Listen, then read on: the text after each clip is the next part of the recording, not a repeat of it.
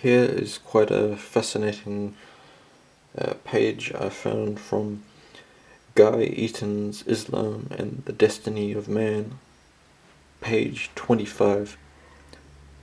The traditional Muslim writes with authority and conviction, but he does not know how to answer the questions which dominate Western thought in the religious context.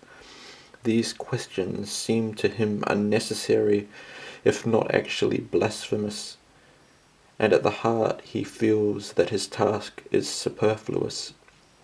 The truth of the Quran is, for him, so compelling and self-evident that if it does not convince the unbeliever, his poor efforts are hardly likely to do so. For the most part, however, it is Muslims who have been through the modern educational machine who write books which circulate in the West. The works they produce in the late 19th and early 20th century cannot now be read without embarrassment. These men were the Uncle Toms of Islam. Their defence of the religion depended, they thought, on proving that it contained nothing incompatible with the best contemporary fashions of thought and accorded perfectly with the moral and philosophical norms of European civilization.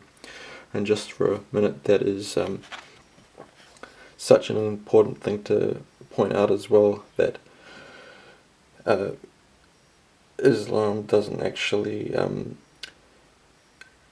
naturally suffer from the same kinds of intellectual, cultural, problems as Christianity and Western thought in general. So it's kind of fallacious to start off assuming that we have to deal with the same kinds of problems, but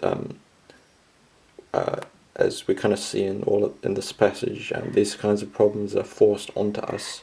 Continuing, they scoured the libraries for any favourable references to Islam in the works of great philosophers such as H.G. Wells, but were often reduced to quoting long-forgotten journalists who had found a good word for saying that the Prophet, or the Muslims as such, the idea that civilization they admired so blindly might be open to radical criticisms in terms of Islamic norms scarcely crossed their minds.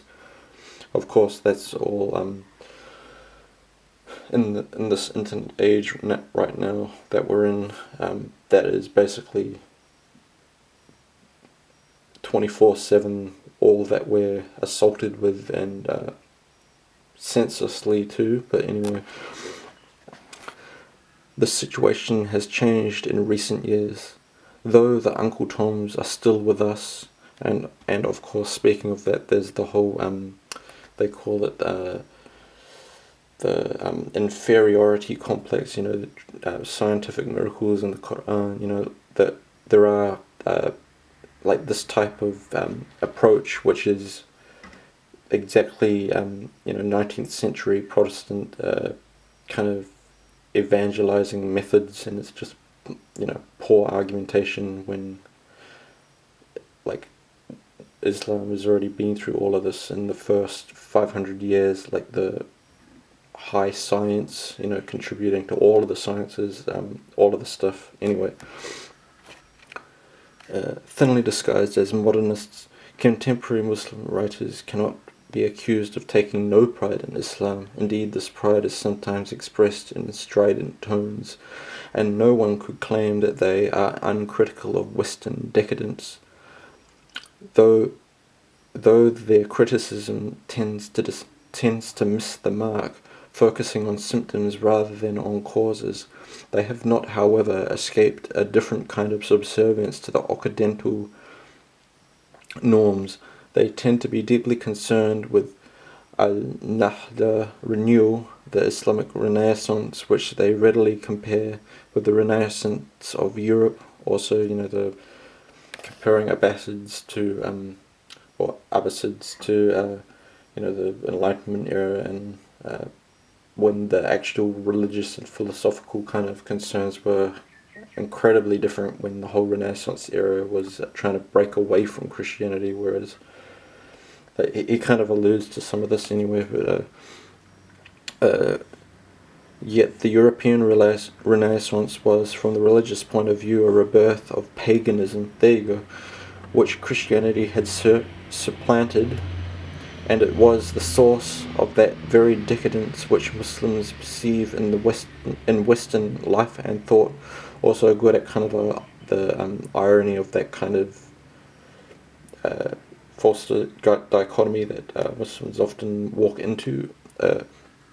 Their inherent hostility to Christianity blinds them to the fact that the forces and ideologies which destroyed one religion may easily destroy another, and there goes also the things to avoid.